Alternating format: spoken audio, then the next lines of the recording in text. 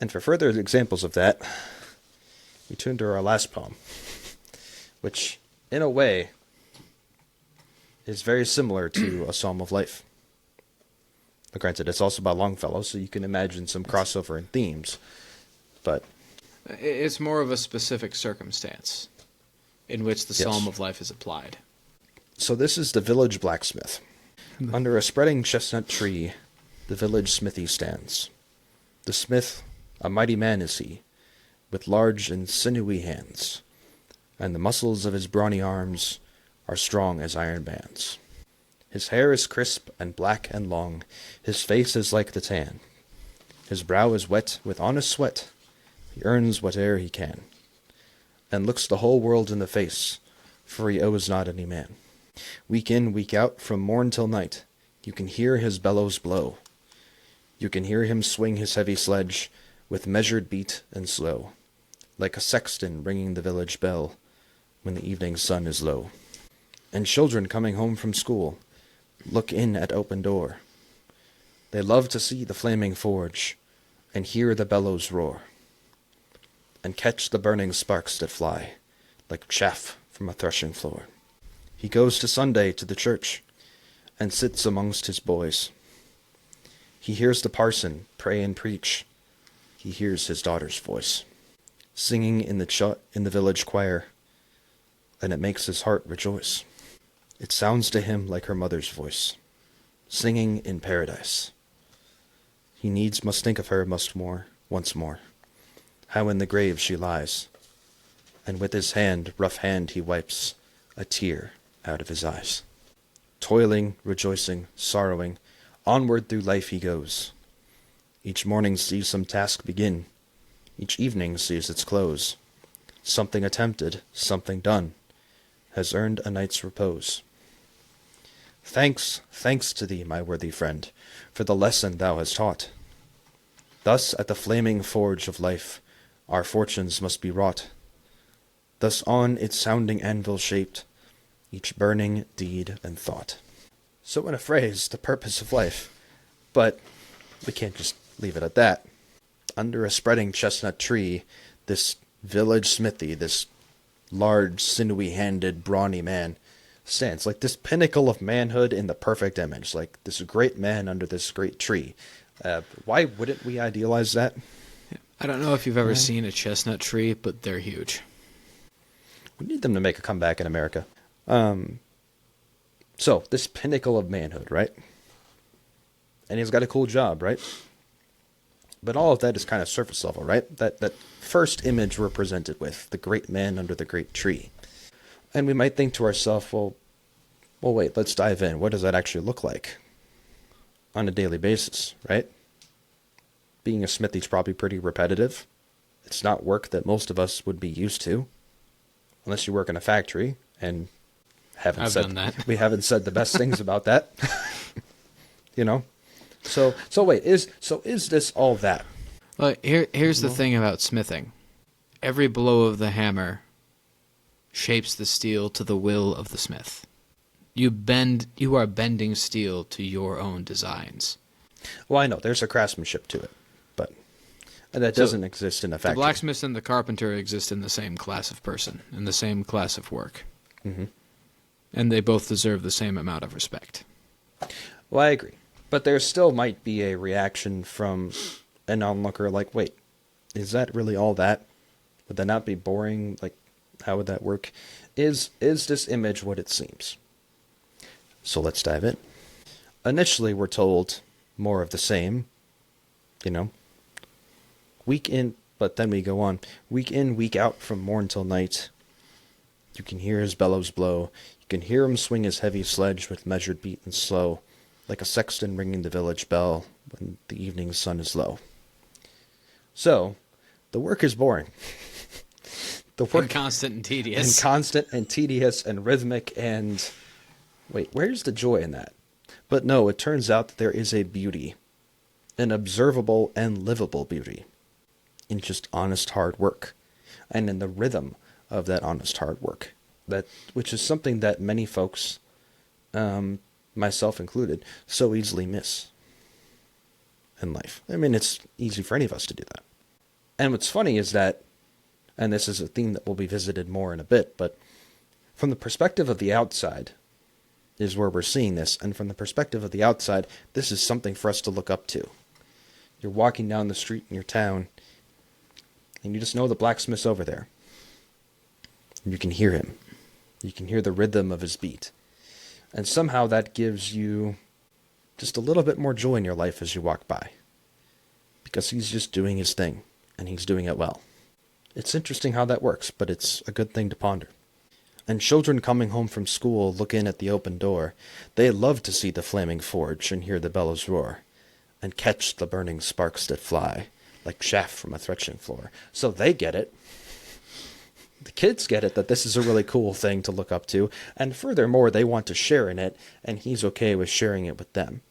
And this is something from my own life where I've really desired that one day I will be able to share the work that I do with my children, that I can somehow bring my family into work, which doesn't mean they can do the work with me.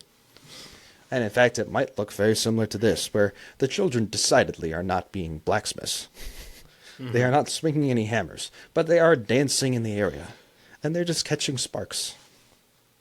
They're around, and there is a beauty to that I hope to have one day, and that I think many men before me and after me have wanted and will want to have in their lives. And we get more of this blacksmith's life. It's not just about his work. He goes on Sunday to church and listens and sits amongst his boys and listens to his daughters sing, and it makes his heart rejoice. So he's got his family. It's a complete life. But his wife isn't listed until the next stanza, where she ain't with us anymore. She is passed. And God willing, she is singing in paradise. He needs must think of her once more, how in the grave she lies, and with a hard, rough hand he wipes a tear out of his eyes. And yet somehow we would say it's a complete life still. We all know that. And it's true. It's the life he has. It is the present that he has. And how glorious. Even with the grief. Even with her not there. You get the sense that he is grieving as any man would. As any man ought to. In remembrance of his wife. And I hope to never experience that, because I hope to die first. And yet, he didn't stop rejoicing at his daughter's singing. And I assume that he is proud to sit amongst his boys, and he is happy to sit and listen to the parson preach. And so to sum it up, toiling, rejoicing, sorrowing, onward through life he goes. Each morning sees some task begin, each evening sees its close. Something attempted, something done, has earned a night's repose. And obviously that applies to the work he's doing as a blacksmith, but that applies to the act of living itself. That applies to all of the different rhythms of life beyond just the swing of his hammer. For those rhythms include being present to his boys and his daughter, and perhaps even being present to his wife, even in the only way that he can, and to all those around him. And to those other children that came in and played with the sparks. And to all the randos that pass by and need something from him, or don't need something from him.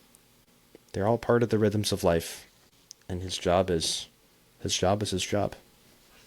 His job is to be present to all of them. To do his task. And to do it well. And so to him we say, thanks, my worthy friend, for the lesson you've taught. Thus at the flaming forge of life our fortunes must be wrought. Thus on its sounding anvil shaped each burning deed and thought. And we don't know if that author was a friend, or his son, or his daughter, or some random passerby who saw him once and never again. It's valid regardless. And in fact, because we know how the communion of saints works, it didn't even have to be somebody that was there, who saw him at all, who knew of his existence.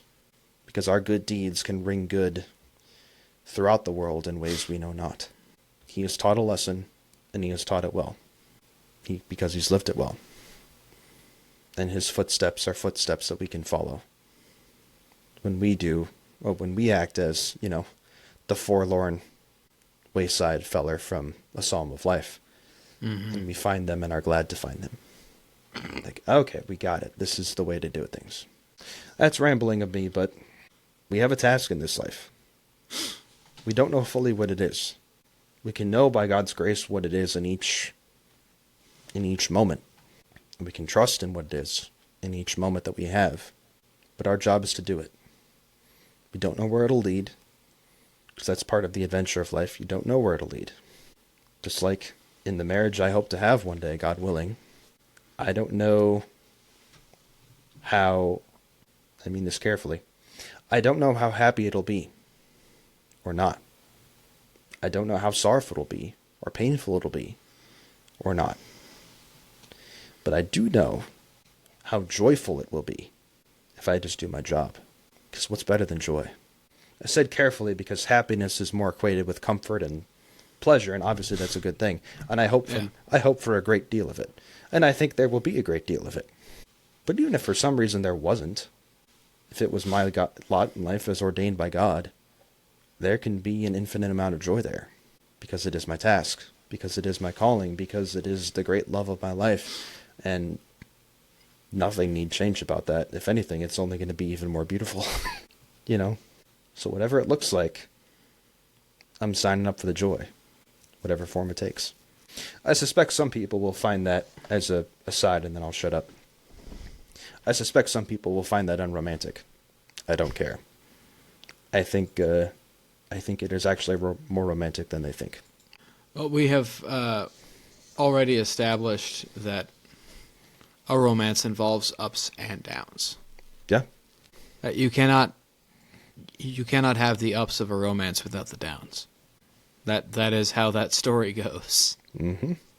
Quite literally, that is how that story goes and is meant to go. I don't think I have anything to add. I think you've captured everything quite well. That this particular poem shows us a lot. It shows us the right image of manhood. And we'll come back to this poem, I think, when we actually do an episode on manhood and what manhood truly is. Because we see this image of the village smithy under the spreading chestnut tree, which, by the way, for a long time, every child in every school in America had this poem memorized. Really? I memorized this poem when I was, I think, in about 4th or 5th grade. I think. I had since forgotten it, but it is a fantastic poem, and now that I am grown, I can actually fully appreciate it, and I can put myself a little bit into that smithy's shoes. We see this image of the smithy beneath the spreading chestnut tree. A chestnut tree is huge. So it's a big, big man. A big, strong man under a very large, strong tree. It's a comforting sort of image. Because, he is there and the tree is there. And they can both offer protection. Mm-hmm. And that he is always there. You can hear his hammer ringing on the metal on the anvil. Him and the carpenter across the street. A village is lulled to sleep by the sound of anvil and saw. Those are the noises of the day. The anvil, the saw, and the soft chorus of the tavern. And the bells of the church. Like, that's a complete life.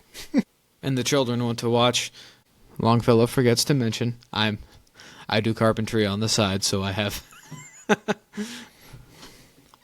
It's my own little thing. This is my own little thing. He fails to mention the children that are at the door of the carpenter as well, watching him saw and shape and shave wood.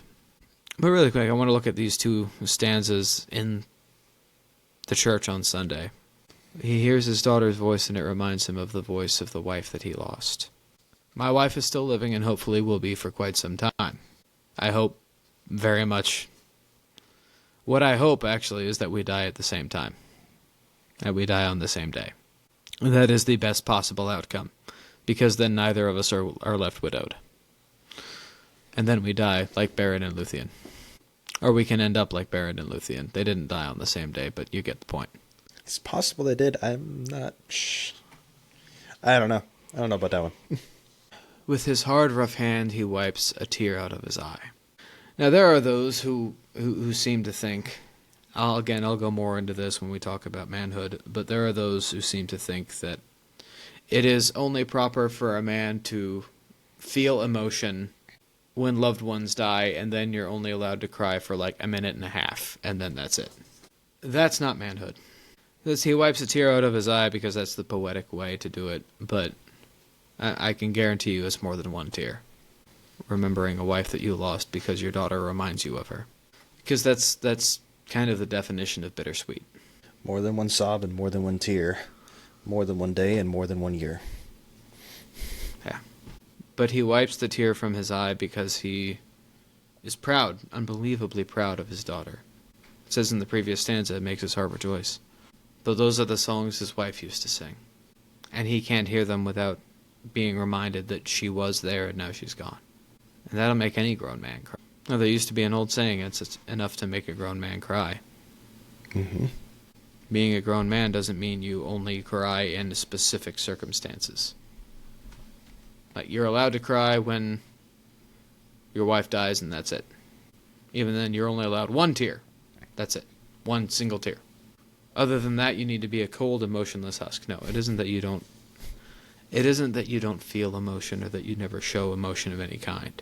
It's that you regulate it and you temper it and you make your emotions serve you and not the other way around. And even if this blacksmith is as strong and as peaceful a man as is required to be able only to shed a single tear at the thought of his dead wife, his sons are crying much more. His sons are weeping at the thought of their mother. And it's a wonder that his daughter can even hold her voice together as she sings. That does imply that their mother died when they were little, and they don't really remember her the way he does. Mm. But even this great many years after, he still remembers, and he still mourns. Toiling, rejoicing, and sorrowing, onward through life he goes. Because that's what life is. It is toil, it is rejoicing, and it is sorrowing. But there is an inn at the end of the world. What a way to bring it back around. And there is an inn at paradise. We return to paradise by way of an inn, where we can rest and celebrate, and then we know our glory. All temporal good must come from temporal work. You must shape your life on an anvil, with a hammer and fire. But at the end, there will be ale, and wine, and good company. And great dancing.